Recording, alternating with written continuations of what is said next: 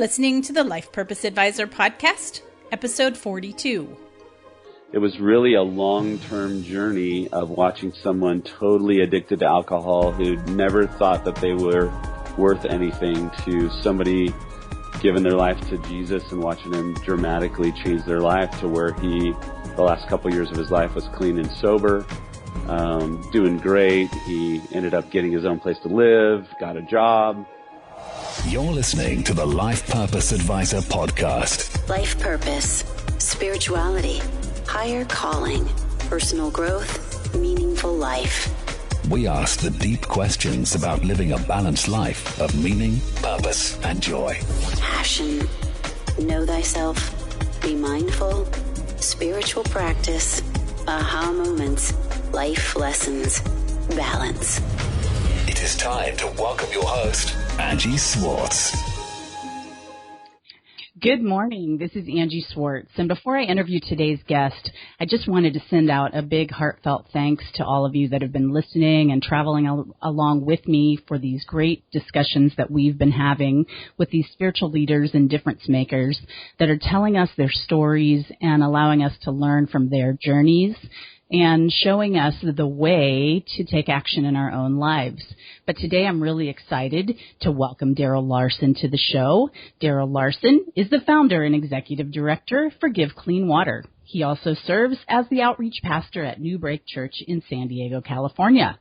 New Break is a leader in global missions projects supporting work in over 60 countries. Darrel, welcome to the show this morning. Thanks, Angie. I'm so glad that you could make the time. I know you just got back from Liberia and that you're traveling all over the world. So thanks for making time to spend it with me and our listeners today. You're welcome. It's a pleasure. So Liberia, what were you doing over there? Well, I was a part of a big collaborative effort in Liberia to give clean drinking water border to border in every household by the December of 2020. So it's a really big effort. It's really awesome. I was super inspired and just an honor to be a part of such a great effort. And how did you end up in Liberia to begin with? Well, a lot of it has to do with our work over in Fiji.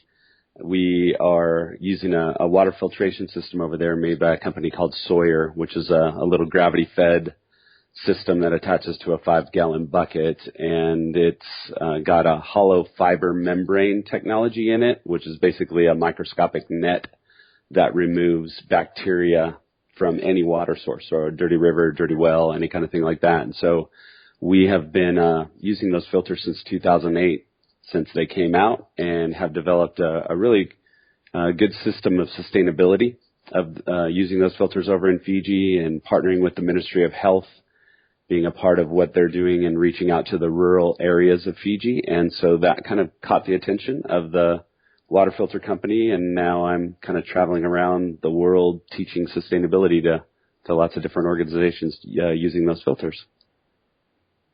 What an amazing life that you're leading. I think I've been traveling Give Clean Water for about 6 years, 5 or 6 years now. And I think I remember reading about your organization and knowing that training for the people, you go to Fiji a lot, and training is a big part of what you do because you have to teach the people that you're giving these filters to how to change their patterns, right? Yeah, it's really, you can take the best technology in the world, this is some of the best technology in the world, this filter, but the end user can break down the best technology in the world. So really the journey towards sustainability is one of behavior change and teaching, people that have gone to a contaminated river for generations to draw their water out, who would tell you face to face that they're healthy. But if you were to ask them if they have diarrhea, they'll tell you they have it all the time because that has become normal for them. And so teaching, continuing education, using the water filters, the importance of cleaning them and maintaining them. It's very simple, but yet it involves behavior change. And we found that when we commit to that process of behavior change, kind of a cultural anthropology journey, that behavior change actually can happen, and you can actually see lives changed over the long time. Very nice. You have a quote on your website. It says, quote, "Waterborne diseases are the number one killer in the world. I'm excited to be a part of changing the world through the gift of clean drinking water. Come change the world with us." And let's just talk a little bit about that. So people are dying every day because of their water sources. Yeah, it's amazing. I think it's every 15 seconds or something someone dies of a waterborne sickness, and it is the number one killer in the world.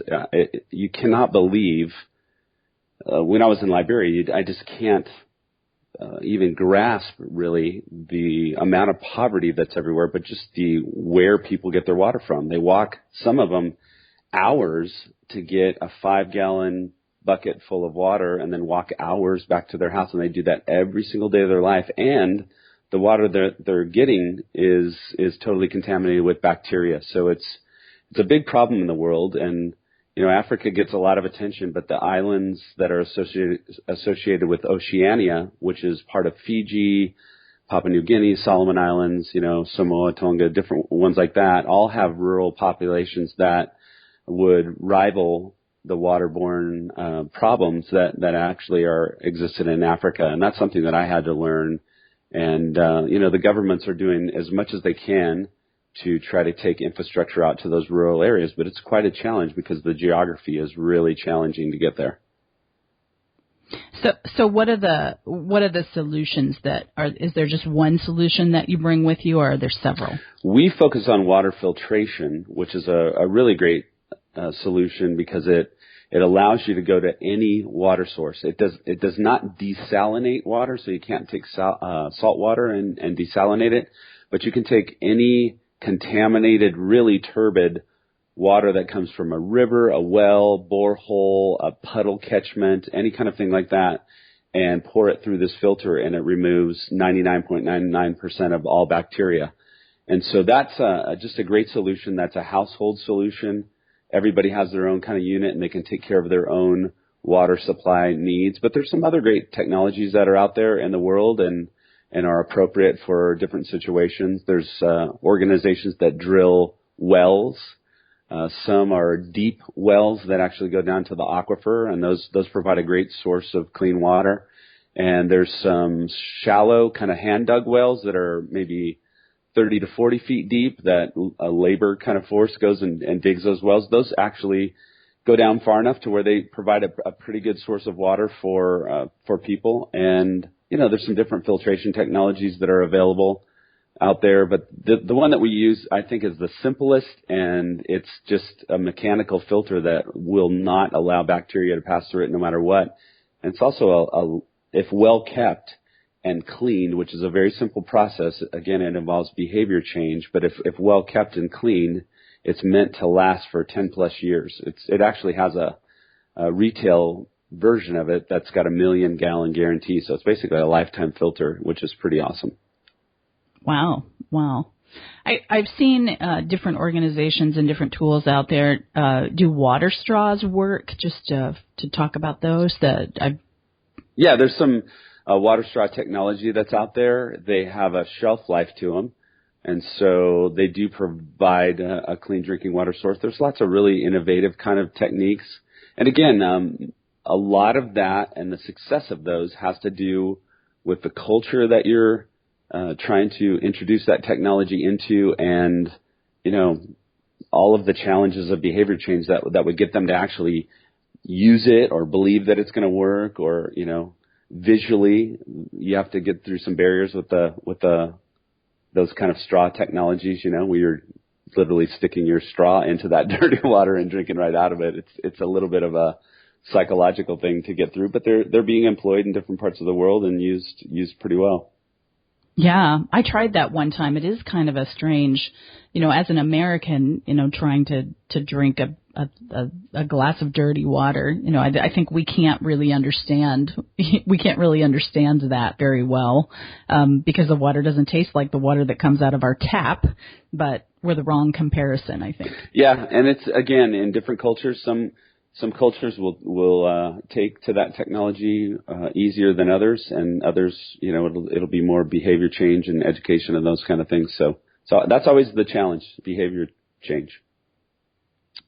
So you have a team. I know we're kind of jumping around, but your technology and what you do is so interesting. You have a team of people over in Fiji right now. Yeah, they're over there. They left here out of LAX on August the 1st and caught a little 10-hour plane flight over to Fiji. And I've checked in with those guys, and they're just kind of going to a few villages this week and giving clean drinking water to those much needed villages where they're currently drinking contaminated water. So it's pretty awesome. They're having a great time. So a few questions about that. So why Fiji? Well, for me, I think that's the number one question, especially in light of the fact that you can buy these really expensive square bottles of Fiji water all over the world in resorts, right? Which actually come from Fiji. There is a great aquifer that flows on the main island, and so, a bottling company is able to bottle that and ship it around. It's a great revenue stream for Fiji. But we chose Fiji. I was looking for a place to do a water project around the world that had need and had an infrastructure and a network of people that we could work with. And as I looked around, I asked a buddy of mine, his name's Simon. He actually was born in Fiji, planted a church there, and he does kind of international missions projects now for Indian communities. And so he said, I asked him, I said, "Hey Simon, what's the water like over in Fiji?" And he's like, "Oh man, it's bad, man. In the rural areas, like villages where I grew up, it's really bad. We really need help with that." And so I went on a kind of a recon mission with Simon in August of 2008, and that's when we took our first couple of filters over just to check everything out. And sure enough, it was just like he said, and the need was really great. Half the population at that time drank contaminated water, untreated water up in the rural areas, just right out of the rivers and everything. And so that's where we decided to go, and we started Give Clean Water. That was our first trip in October of 2008. We took 36 people over there from our church, actually from New Break Church, and installed probably about 450 water filters in different villages around there, and that's kind of how we got our start. Amazing. Who would ever think that a beautiful place like French Polynesia, where, as you say, Fiji water comes from, doesn't have clean drinking water? Yeah, it's actually not part of French Polynesia. That's Tahiti and those areas down there, but it is a part of the Oceania, the Pacific Islands. And so it's right in a little cluster, Samoa is not too far away. Tonga is not too far away. It's only a few hours flight from New Zealand. And, you just wouldn't think it, they get so much rainfall and everything, but it's the same thing, they have animals, cows, all kinds of stuff that are going to the bathroom in those rivers. And, that produces a problem with different things like E. coli. There's some typhoid problems in Fiji, some leptospirosis kind of issues. And so all kinds of things that contribute to contaminated water. And it's just, it's something that's solvable, that's the thing. It's like there's some great technologies and some simple solutions to be able to do it.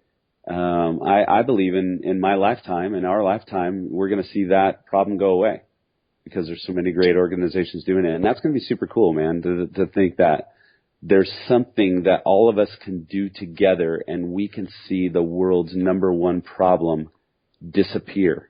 That's pretty cool. In your lifetime, as something that you contributed to. Yeah, that's exactly. Anybody can do it. It's amazing. It is amazing. It's a little overwhelming with emotion to even think about your ability to contribute to that change. And let's just talk about Fiji Water Company for a moment. Do they contribute to solving the problem? Yeah, they're actually great. We've done a few projects with them in some of the villages on the western, kind of northern side where their plant is.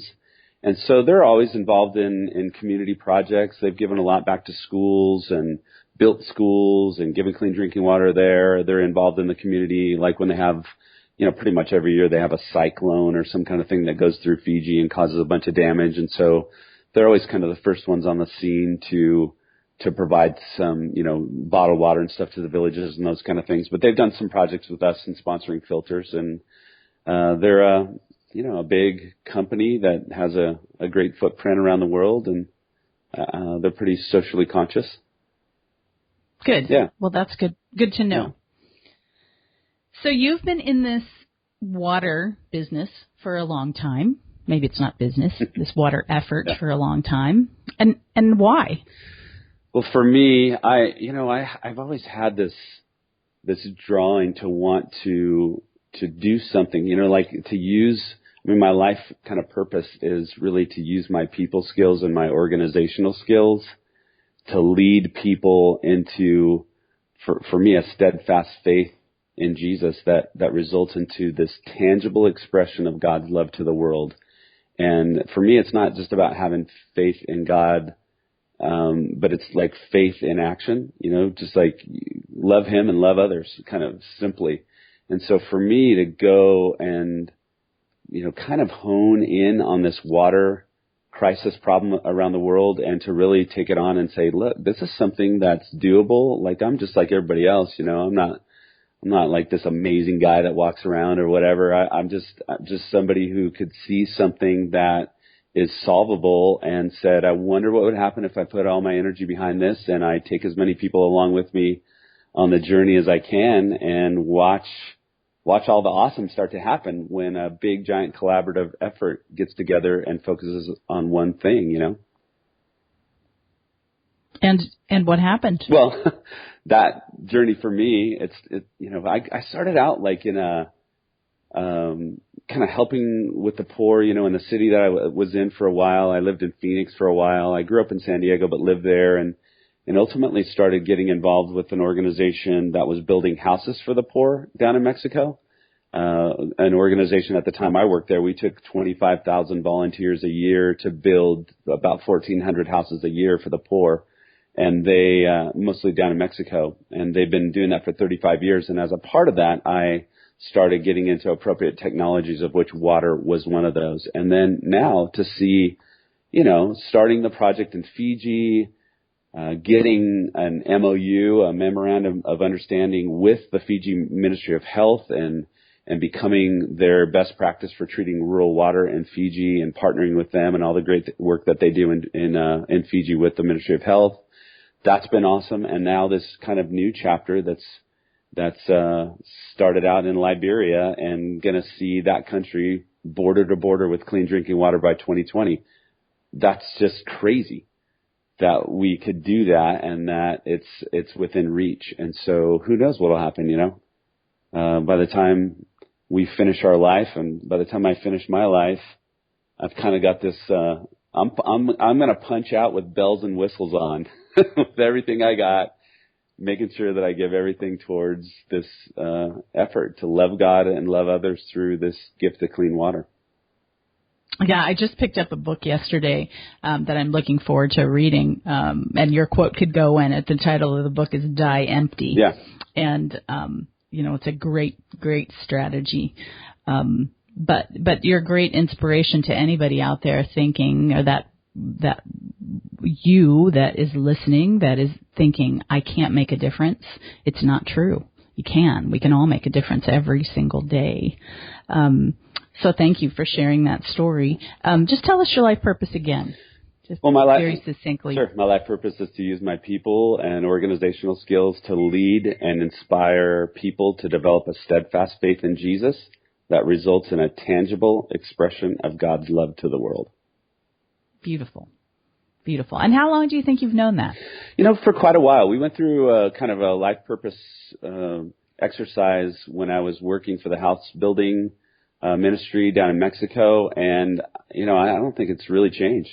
It's been straight up, for 20-something years. I've really had a clarity on that's what I was called to do. Do you remember what kind of exercise it was, whose work you used? Yeah, I don't remember the template, if you will, but it was kind of a template that we all kind of got together. There's a good little template there's a book called Lead Like Jesus. It's written by Ken Blanchard, and he has some stuff in there, but little templates that can help you develop that kind of a life's purpose statement, for your life. Right. Thank you for that. Did you have any aha moments that that brought you to that? Yeah, I think my first aha moment was when I went on my first international mission trip, and I went on a house build trip. And as far as I could see, Tijuana is a big, giant city, and it spreads out. I don't know how many people, 3 million people or something like that live there. And it was just overwhelming, the amount of poverty that was everywhere. And we were out in these little kind of outskirts, barrio, little communities, and people living in, cardboard and plastic, and that was their house. And then, being for the first time on a work site where in 4 days I built a house for somebody. And I remember giving the keys to the house to that family for the first time. And there's like not a dry eye on the place. And I thought, okay, I just gave 4 days of my life to change a family's life forever. What would happen if I gave my life to that?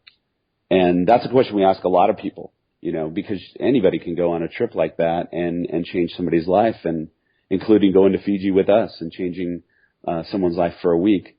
But it's like, man, when you think about it that way, there's so much to do, and it's accessible to do it. We just got to kind of get out of our consumer, me kind of mindset. And once I was opened up to the way the rest of the world lived, and I actually saw it for myself, it totally changed me forever. Thank you for that.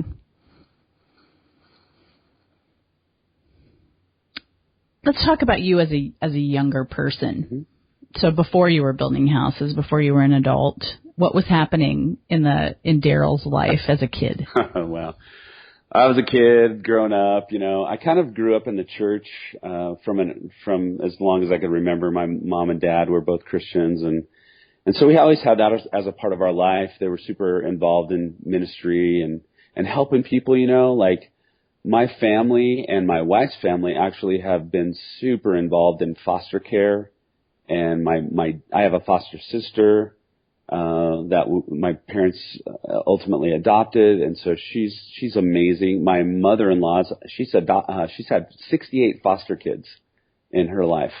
Wow, yeah. 68 foster children. Yeah. My goodness. Yeah, it's just crazy. She's just this amazing woman, And so both of our parents, my wife and my parents, they're just super amazing in those kind of ways. And so, I grew up playing Little League and Pop Warner and doing that. And then I played football and baseball, did a lot of music all the way, all through my life. I played football and baseball in high school, went on, played a year of college.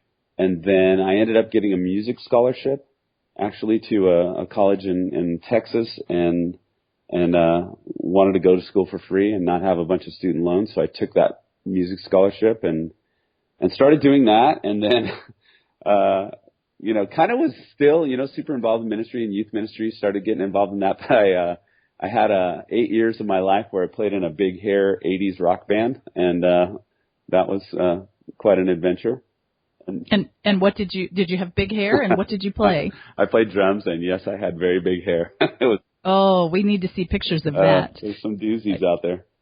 You haven't sent me your bio picture yet. Maybe you'll send me that one. No, just kidding. Yeah. But and did you have any connection to water at that when you were younger? No, not really. I think that for me, it was just kind of growing up in the church and kind of doing ministry and reaching out. We did a lot of inner city kind of outreach and stuff like that, and so going into college and kind of being exposed to some of that stuff, working in youth ministry and working with kids. That was a part of our life. When right after the band, I became a youth pastor at a church in Phoenix and was doing that. And so there was that going on in my life. There was still music going on in my life. And then my wife and I actually ended up adopting a girl. We ended up finding out that we weren't unable to have kids of our own biologically. And so we met a really amazing young girl. She was 15 and went through a bunch of stuff in her life. She never knew her dad until really later in life. She met him briefly. Her mom was killed in a plane crash when she was 7. She moved into her grandparents' house, and by the time she was 11, both her grandparents died.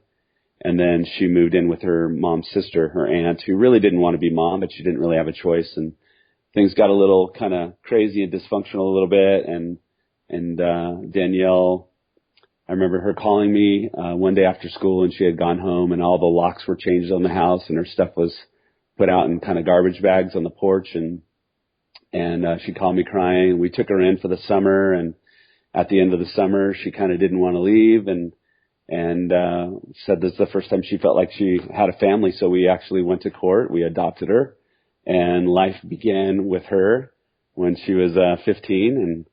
And I think my wife and I had been maybe married for, I don't know, maybe 11 years at that time. So there's a little discrepancy in that. But now she's 38. She's a 7th grade teacher here in San Diego. She's amazing. I have 2 grandkids. That's been a huge part of our life. We've taken in kids in our home, over the years, those kind of things. So those are kind of some of the what's up with Darrel kind of moments. I've been married to an amazing woman who's super missional. We just celebrated our 32nd wedding anniversary, and I'm super blessed to just be able to walk through and go through life with her. She actually worked with the house building ministry for about 12 years as well. And now she serves as a kind of an admin person for our children's ministry at our church. And she's just amazing. And she's my best friend. We share so many things in common. We both love to travel. We both love to do missions and help people. And so I am a very lucky guy. And where did you meet? We met at church when we were growing up, actually. We were not quite 4 years apart. And so when you're young, that's a lot. And so we're friends of the family, and did a bunch of stuff with our youth group and everything, and just grew to, I fall in love with her. I just could see even at an early age that this girl was amazing. She was so selfless and so humble and gentle and loved God with all her heart. And it's one of those weird things. Now, I don't know how many people have this kind of story, but it's like I could see in her, this is the kind of person I would want to spend the rest of my life with. And I'd always prayed to God that I'd be able to have, that He'd, send me and connect me with a woman of God like that I could enjoy doing life and ministry with. And man, He over-delivered on that one. I'm sure she feels the same about you. But 32 years, that's amazing. Like, you must have gotten married, both of you, when you were like 12. So right. You've been married a long time, huh? Yeah. Got married when I was just shy of 22 years old, which is young. By today's standards, it's really young. Absolutely. So you were talking about having lots of children in and out of your home over the years. You've only adopted just one child over the years? Yeah, we adopted Danielle. And, I think right after we got married, a couple of years after we moved to Phoenix, that's when our band was playing and everything. So we moved there, and within a week or so, we took her brother in with us for about a year. And then we took in one of the girls that was one of my mother-in-law's foster kids. So she kind of needed a change of scenery. She had a 2-year-old and a 3-year-old. So they all moved over from San Diego and moved in with us. And so we took them in, then we kind of took Danielle in. Then we had another girl in my youth group who went through a teenage pregnancy. We took her in, and then it was just, one thing after another. We actually had a homeless guy live with us for probably 4 out of the last 6 years that he was alive. He passed away about a year ago from liver cancer, but that was quite an adventure as well, just kind of watching the transformation of somebody's life like that. Mm-hmm. And just to talk about that for a moment, so he lived in your home. What was that like? So he was a part of your family. Just did he have a role in your household, or how does that work? Well, when we first met him, he was super tore up on the streets, and somebody actually invited him to come to our church, and he was like, "Oh, they'll never let me go to the church," and he was already pretty lit up, that morning and stuff. So somebody, sure enough, they brought him in, and we loved on him and welcomed him and everything, and just became really good friends. He had distant family that was back in Louisiana, but nobody really out here, and lived his life, just kind of homeless and addicted, to alcohol. He had been in prison and done every kind of drug imaginable and stuff, but he was the nicest, super cool dude, super funny. And so we, started, and at first kind of, hey, you need to take a shower or, so we let him in our house. And, it's not like a formula you would suggest to a lot of people because they just wouldn't be able to do it. But we were in a place where we could, and my wife was cool with it. We got to know him and everything. So we just helped him, and he was living in a tent, and he lived in all kinds of different places. And so we'd let him stay with us for a while, and then he'd kind of go back. And it was really a long-term journey of watching someone totally addicted to alcohol who never thought that they were worth anything to somebody giving their life to Jesus and watching him dramatically change their life to where the last couple of years of his life was clean and sober, doing great. He ended up getting his own place to live, got a job. It was not without a tremendous amount of emotional kind of ups and downs, through the process. But it was like, I'll always treasure that moment. He won over the hearts of so many people at our church, and just everybody loved him. And he was a part of our family. We did Christmas with him, Thanksgiving, all the holidays. He was with my family. We always invited him over, and he was a part of all those dinners and everything. And it was one of the greatest memories of my life, really. Wow. I almost don't know what to say about that, which doesn't happen to me very often. So I'm sure you did change his life, and so many people out there watching him wishing that they could come live with you as well. Let's talk about your spiritual and your religious beliefs in detail. So you've mentioned them throughout the interview. So just tell us for a moment, what is God to you? Well, God is He always has existed and always is, and I believe that He is the creator of everything that we see. I don't think that anything we see is accident, a bunch of stuff didn't just all bang, He might have started it with a big bang if that's how he chose to do it. Like, I'm sure it was a pretty big bang when he created it, but I don't think things that have so much order to them, our bodies, the solar system, everything is just so screaming of created order and not accident, that I see him in those things, and then ultimately through him sending his son to this earth, and I believe that's a historical event that happened in history where Jesus of Nazareth proved to the world and showed that he was God's son by living and by dying and raising from the dead, and people were there and they saw it with their own eyes, and they recorded it, and it changed their life and it changed history. And so for me, I'm a follower of Jesus, and I believe that, just the ways of God work. They work in life, When I think about, the fruit of God's Holy Spirit, that He gives, believers, of love and joy and peace and patience and kindness and goodness, faithfulness, gentleness, self-control. When I think about all those things about who He is, those are the things that the world craves the most, and so much of us are. It's so far from us. We're not selfish. We're not selfless. We're selfish. We're not patient. We're not kind. We're not gentle. We're not self-controlled. We're not a lot of those things, and those are all the things that really produce all the train smashes of life. We follow those things. We follow those cravings and everything. And then I watch them over and over and over. It's just the same story over and over and over. You chase after that stuff, and it's a dead end. It's a train wreck, of life. But I see who God is, and not all the everybody can poke, holes in Christianity or whatever, and say, it's like the church is full of a bunch of hypocrites. Well, yeah, we kind of are, because we're not perfect and we don't get it right. But it's like, I heard this quote recently. It was like, not going to church because the church is full of hypocrites is like not going to the gym because it's full of out of shape people. And so, like, for me, following God and loving Him with all of my heart and loving others, it just is awesome, and it works, and it's changed my life I don't deserve to be loved by God that way because I'm a mess myself. You know, you hear all these stories. I tell you these stories. Oh yeah, I took a homeless guy in. He did this, blah, blah, blah. Why would I do that?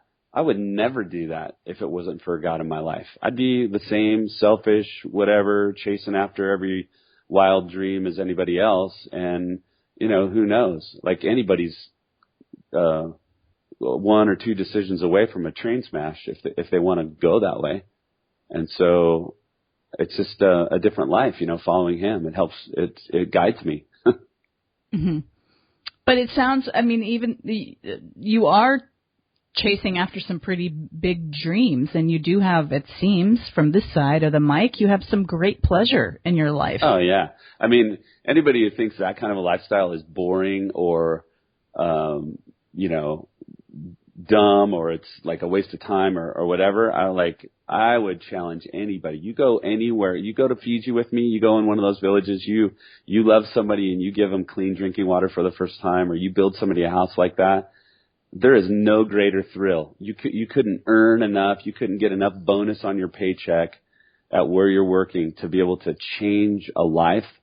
No comparison in the trade-off in terms of joy, real joy. I think people can look for happiness, but internal, real, deep joy in their life, it's not going to come from selfishness. It's going to come from learning how to give. Right. Thank you for that. Do you think stepping up to our religious beliefs and spirituality helps us find a greater purpose or our higher calling? Oh, for sure.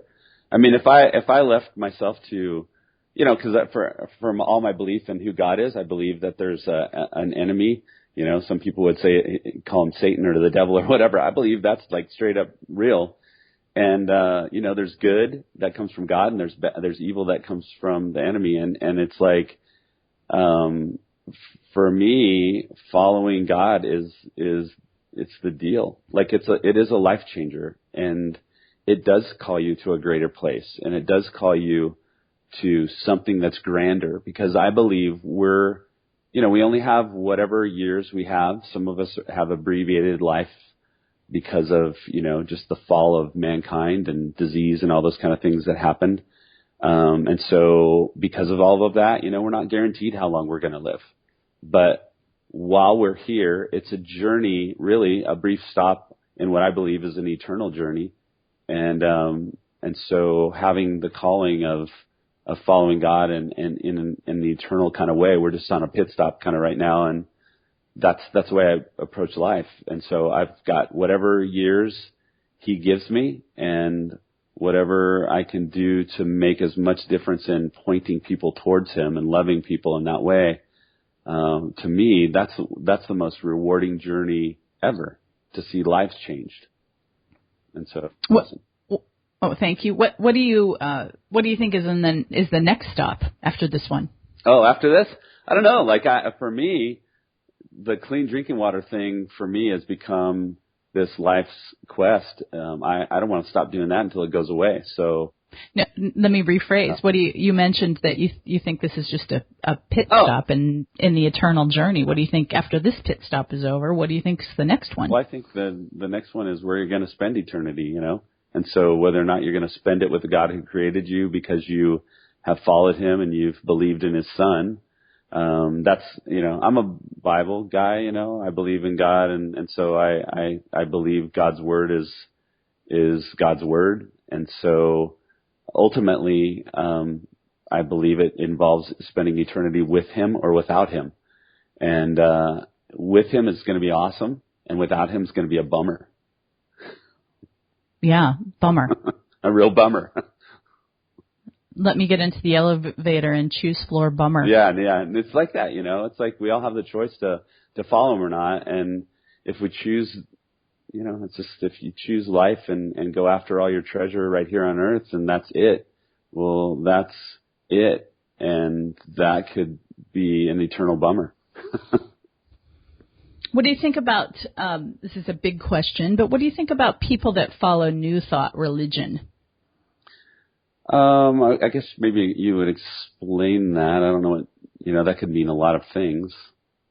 There's several religions, science of mind, unity, people that don't necessarily follow Jesus but are still living a spiritual life. Yeah, for me, I mean, I think there's a lot of good people. For me, it boils down to this. Either Jesus is the Son of God or he's not. If he's who he says he is, he's either the Son of God or he's not. And so if he is the Son of God, you got to follow him and believe that. If he's historically died and rose from the dead and ascended into heaven and people saw him and eyewitnesses, were there to record it, he either is that or he isn't that. So if you choose to have him not be that, then you can follow other things. At the end of the day, I'm sticking with that plan because I think historically that is the plan that has been revealed to us. And so I'm not necessarily all roads lead to God kind of a person because of that one thing. Either Jesus is the Son of God or he isn't. So that's not a very popular belief with a lot of people, because that, is so exclusionary or whatever. But mine's, it's not really a philosophy I'm following. It's a person and a relationship with God who's revealed himself. So that's just a fundamental difference, Mm-hmm. Mm-hmm. Thank you. Yeah. Thank you for that. Let's talk about tools for a moment. Are there any tools that you've used to help know yourself better over the years? Yeah, I think, the quest for finding out about myself personally, there's a great tool. I do a lot of teaching on this tool. It's a tool called DISC, D-I-S-C. It's basically a behavior assessment kind of a tool that's been super helpful to me, learning about myself, how I'm wired, and learning about others and how they're wired, and really a quest towards versatility, becoming a more versatile person. It's a little bit like a Myers-Briggs kind of test, but Myers-Briggs really focuses more on personality, and DISC focuses more on behavior. And so we learn about ourselves and how we behave in certain situations, especially in stress. So that's been a really great tool for me to learn about how I'm wired up. I love reading books too, so I'm a book junkie, and I'm always reading books about leadership and following, Jesus and having a great faith, and living audaciously, in my faith and what that looks like. So I love books that cover all those kind of topics as well. So let me see if I can guess your DISC profile. You've got to be a D and with a little I in there. That'd be my guess, I think. Well, surprisingly enough, I am a super, super low D.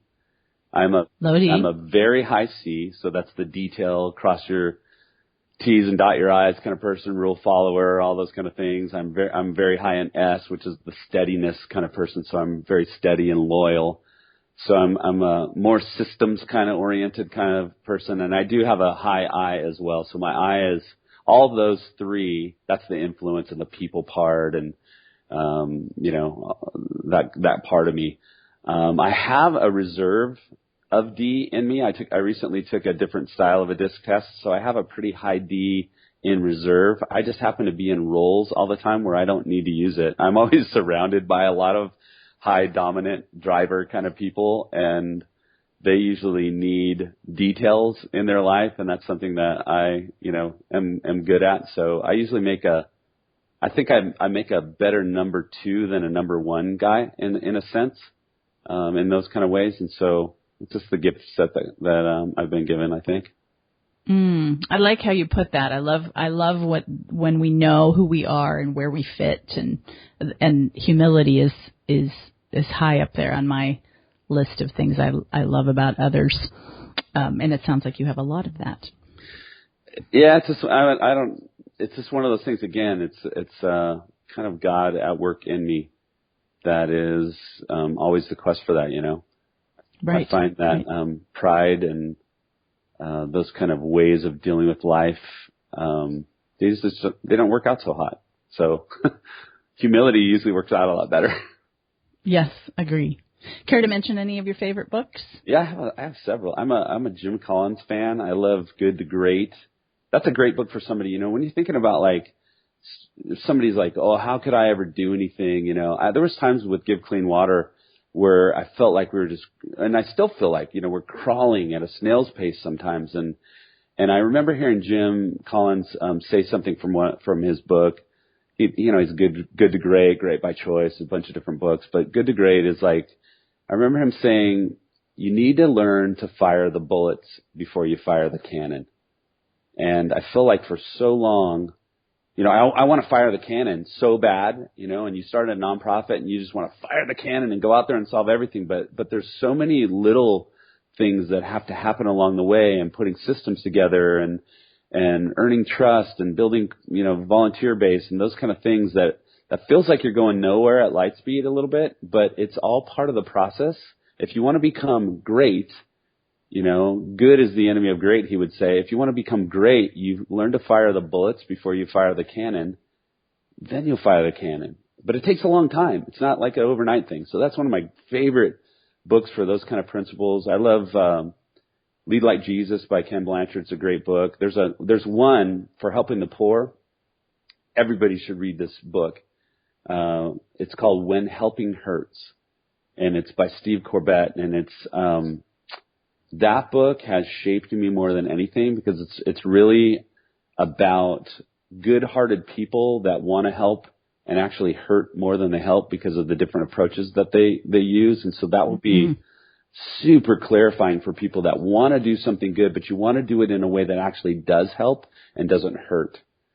So there's some of those. And then one of my other favorite books is The Speed of Trust by Stephen Covey Jr. That is just foundational. Trust is everything in the world.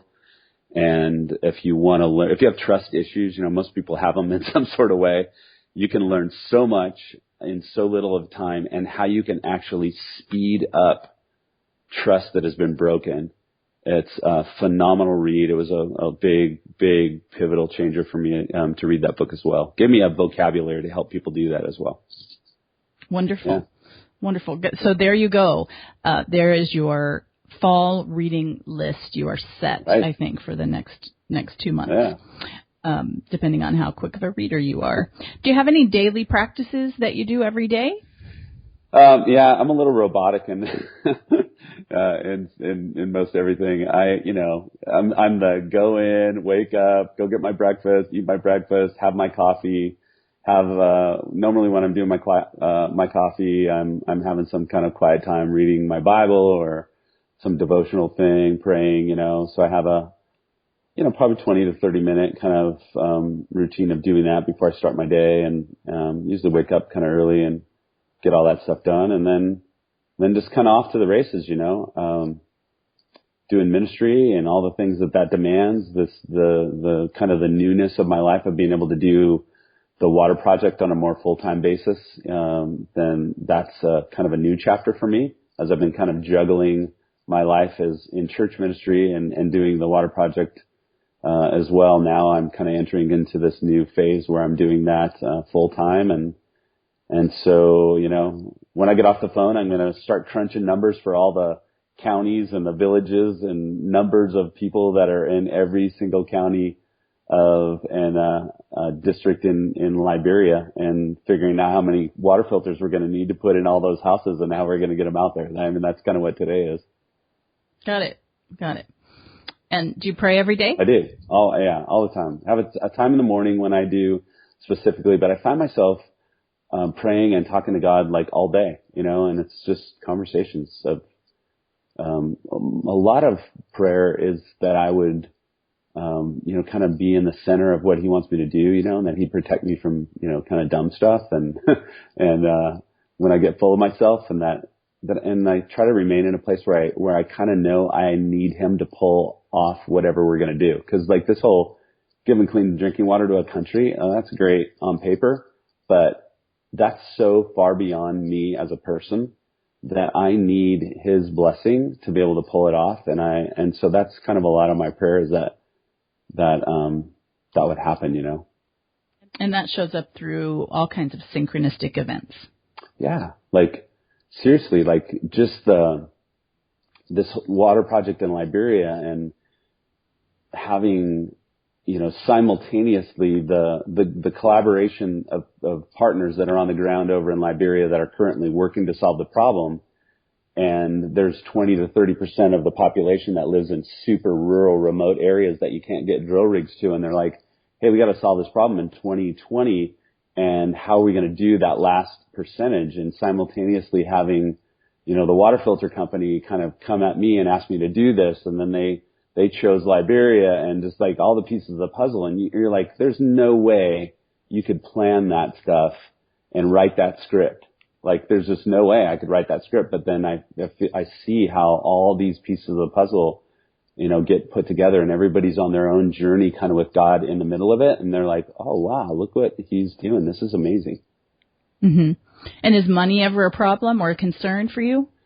In terms of sustaining your life, your projects? It's always there, you know, like I don't worry that much about me, personally, as just trying to redistribute, if you will, the resources of the world to do something amazing. It's not, I wouldn't say a worry, but I mean, that is ultimately what's going to solve the problem. Is it's resources, it's companies that want to jump on board and do something amazing in the world, and they want to know that their money is going to go to a place where it's actually going to do something, and it's not going to get all taken up in overhead and everything. So It's those kind of things. And then individuals who are looking to make a difference in the world that want to contribute, but they don't really know where to do it, or they want to make sure their money's going to, you know, not get eaten up in some bunch of overhead, but it's actually going to go to where it's supposed to go. So for me, I would say my biggest personal challenge has been raising those kinds of funds. I'm really good at systems, and I have a lot to learn in terms of a fundraiser. I'm surrounded with some pretty good people that know how to do it, but those are always a challenge, because that's the blocking point. You know, it's like, here's this great idea, we can do it, it's accessible, we have the technology, but somebody's got to buy that technology and put it in the hands of those people that are poor that don't have it. And so that's the journey, you know. Right. Have you ever encountered any resistance from your friends or family regarding what you're trying to accomplish in this life? You know, at different times. I think for the most part, people cheered on. But you know, even in my own family, my parents have been super supportive, but they don't really, you know, there's been times when I was working down in Mexico, and they'd hear some story on the news, and the news sensationalizes everything, you know, and so all of a sudden they have this picture in their head that there's, you know, cross the border into Tijuana and there's bullets flying through the air and blah, blah, blah, or whatever, when it's not the case, because I'm like actually driving down there every day. But people get like all weirded out about things that they don't really know about, and they are really captivated by sensationalistic media that blows things up out of proportion. And, you know, there are a lot of bad things that go on in the world, but there's a lot of just kind of folklore kind of things that just aren't true. And so, you know, I find that even like I just got back from Liberia, you know, and they had a big outbreak of Ebola there, and in Sierra Leone and Guinea, and it was a terrible thing last year. And last year it was terrible. It was like horrible. The horror stories of people's lives being just torn apart, and all the relief workers and everything that we met that were there, all those kind of things. And then, but now Liberia is Ebola free. There's no cases of Ebola in Liberia. And so, but for me going there, people are, you know, you come back and people are like, do I want to shake your hand? Because they just don't right. know, right? And so it's just a little like that.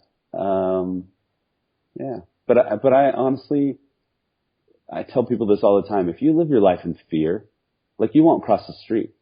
You know, you could get hit by a car. You could get in a car wreck. Somebody could run you off. Somebody could cut you off. Somebody could you're not guaranteed anything. If you live your life that way in fear around every corner, you'll never do anything. And you'll be pretty miserable, actually. Great quote. Great advice. We could talk forever. Can I please ask you a lightning round of yes/no short answer questions? Sure. Do you think that passion and purpose are the same things? No. Do you think everybody has a life purpose? Yes. On a scale of 1 to 10, 10 being high, how important is following your own joy and igniting your life purpose? I'll say 10. Did you ever quit your job to follow your purpose, and do you think somebody needs to? Yes. Yes and yes? Yes. For sure. What brings you great joy? Helping the poor, I think.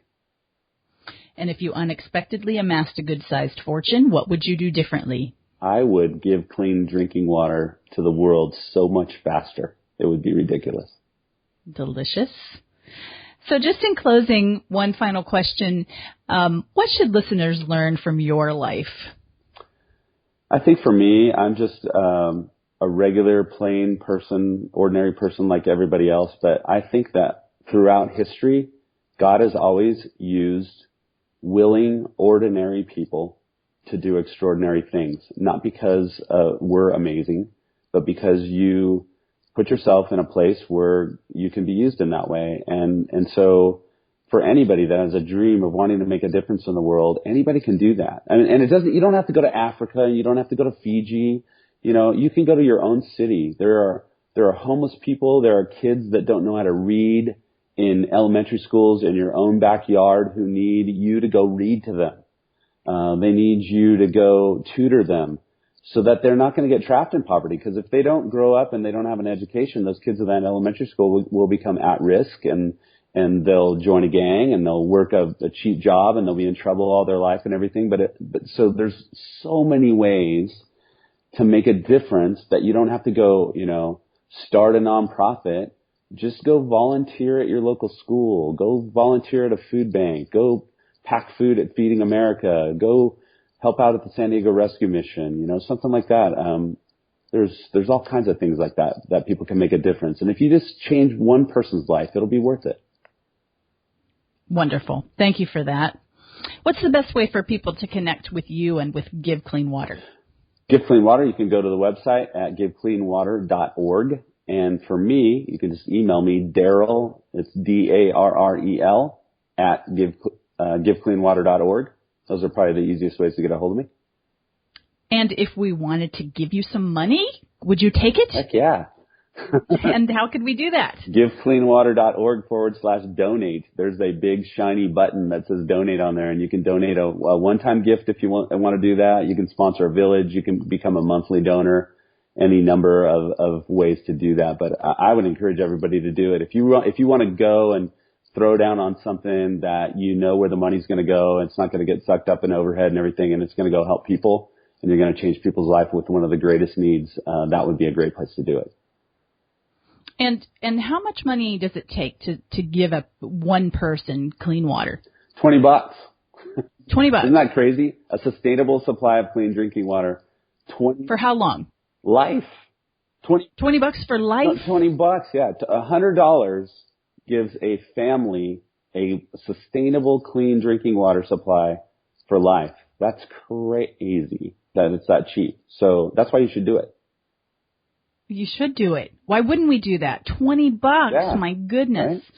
That's like a couple trips to Starbucks. My gosh. Right. So it's like, and Fiji has like 1,200 villages, right? Rural villages. Just, picture, 400,000 people in Fiji that need clean drinking water in the rural areas, something like that. Divide that by 5. You have less than 100,000 water filters to put in somebody's home. That is doable, man.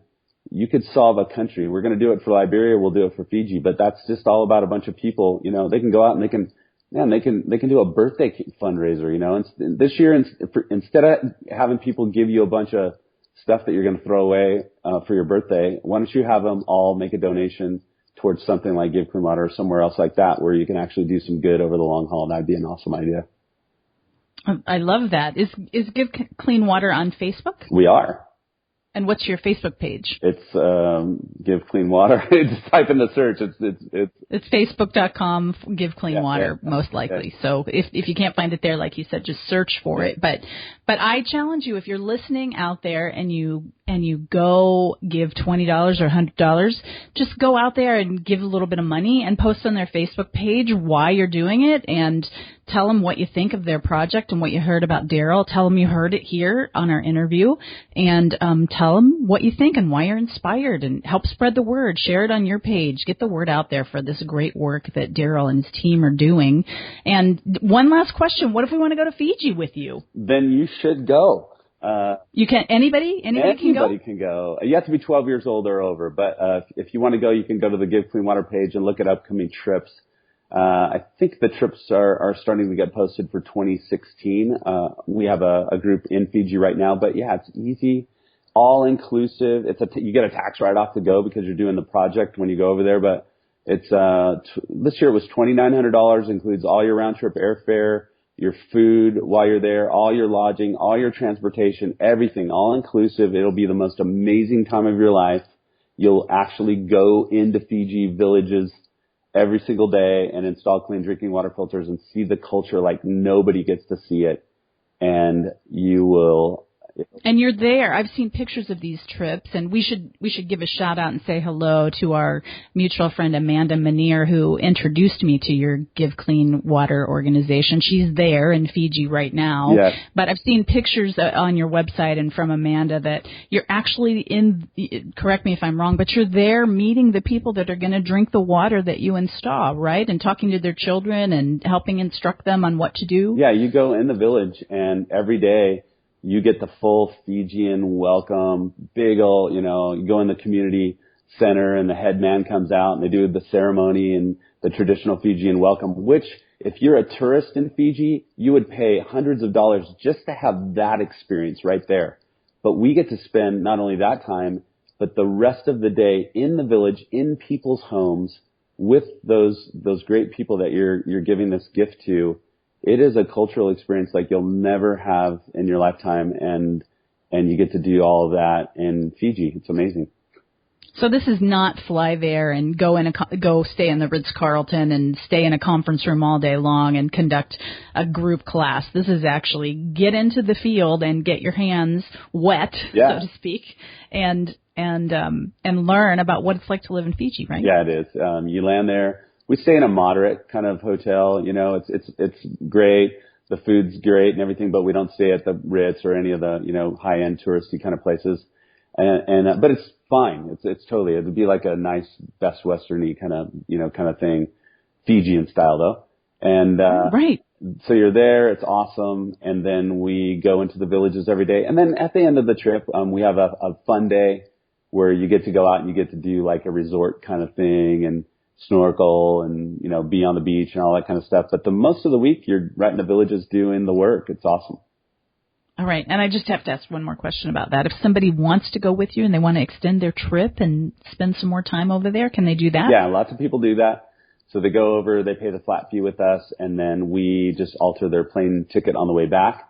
And after the time that the group is there, they're kind of on their own for their own hotel and food and all those kind of things. So yeah, you can just modify your plane ticket, stay longer, have the time of your life. You might as well. You're over in Fiji, so it's pretty awesome. Right, which, as we learned today, is not in French Polynesia. Thank you for giving me a geography lesson today. And for everything else that you've shared with us, is there anything else that you want to share that we didn't talk about today?